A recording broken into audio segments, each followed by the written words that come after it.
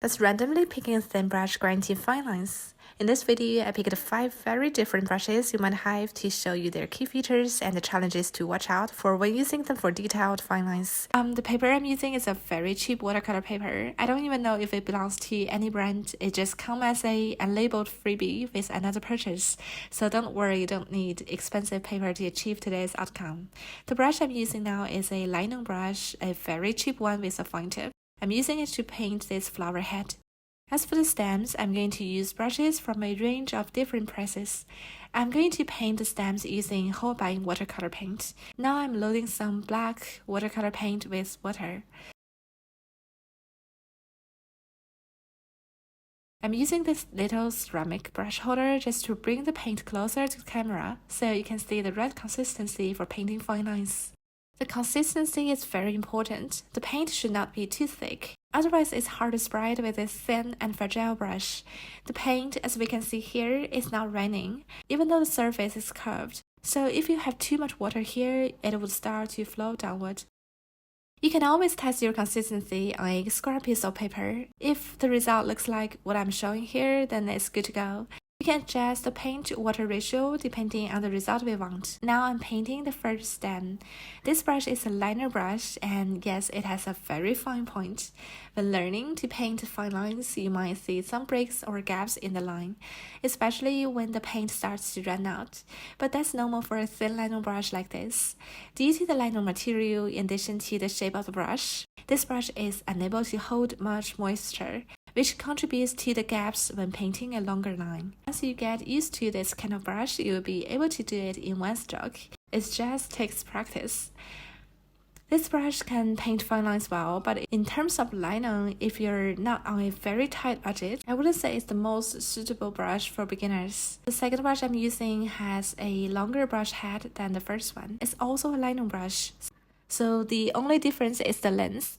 This longer brush may be able to hold more liquid, but still might dry out fast as it doesn't have a belly. I'm mixing the same paint again to the right consistency and testing it on a square piece of paper first. When using this brush, we should avoid pressing it too hard, as the extra pressure would easily widen the line, so we'd rather paint lines in segments just to be safe. This one is harder to control compared to the first brush.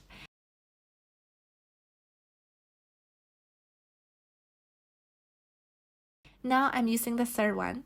It also has a longer head than the first, but the bristles are made of animal hair, so this makes a big difference. Animal bristles hold more liquid than synthetic ones, so it's easier to paint a full line in one go and it feels smoother.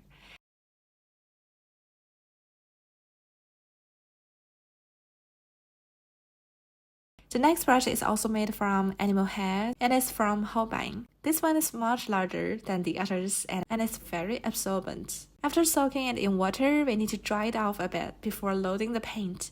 Otherwise, the water from the brush would dilute your paint too much. Keep in mind that this brush will also soak up more paints from your palette than the thinner brushes. When loading the paint on this brush, we must make sure the whole brush tip is saturated to ensure consistent lines. I'm showing this extreme example to illustrate that brush thickness is not the main factor when it comes to painting fine lines. Even though this brush is thick, as long as it has a fine tip, you can still paint fine lines. But it does take more control. If you press down slightly, the line will become thicker, so steady hand control is key. The final one is a brush lightening pen. This brush has a very soft tip with a fine point. When you apply more pressure, the stroke becomes thick.